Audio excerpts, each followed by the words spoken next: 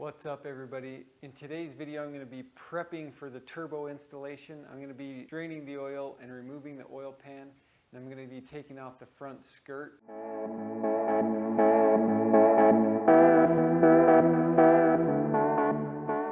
So I've never actually taken this front bumper or skirt or apron, whatever you want to call it, off before, but it doesn't look too difficult. I think there's just a few bolts. Once you get those off, I think it should come off pretty easy. Well, that bolt broke off.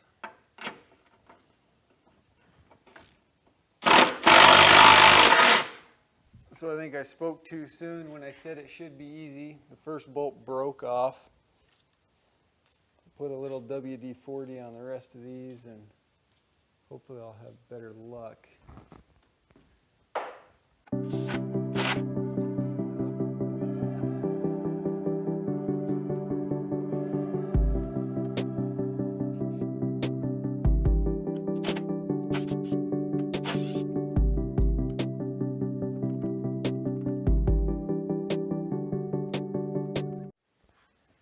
So other than the bolts I broke, it's pretty straightforward.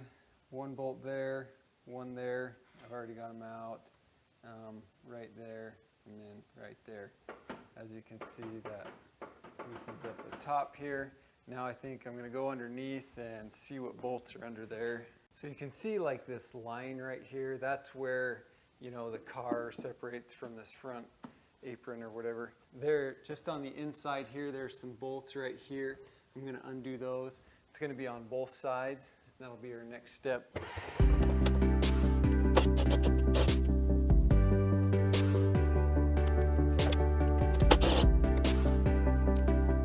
All right, so I got this side off. It's kind of difficult to show it because all the bolts are right underneath here, but basically you're going to have two down here. There's one about right where this light is, and there's one at the top of here. To access this very top bolt, I had to undo this wheel well cover. I didn't do it all the way, I went up a couple bolts just so I could bend it back, and that'll give you access to that top bolt there.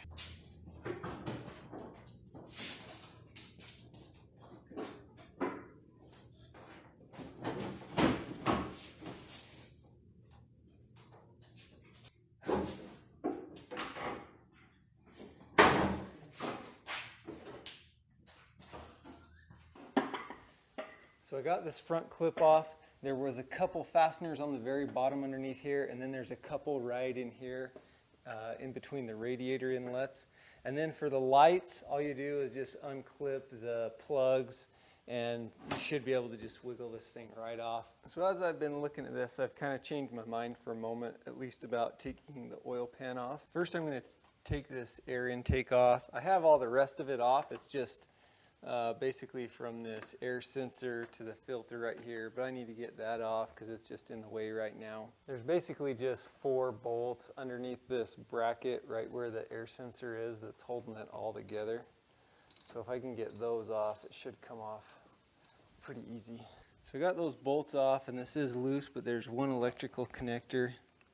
I just need to get it off. I don't know if you can see that, but that's a little wire. That's how some of the electrical connectors on these old cars work.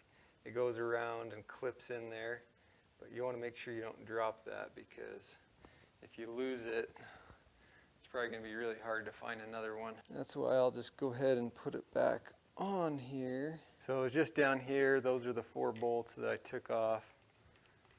I'll screw them back in so I don't lose them.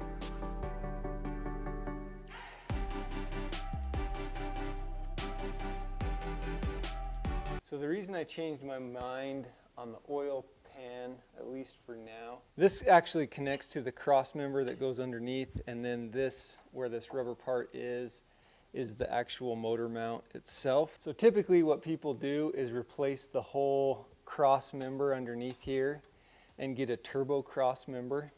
And basically, from what I can tell, the only difference between the NA version and the turbo version is that this piece right here is flipped around, so it will curve up this way and it gives you more space for your turbo.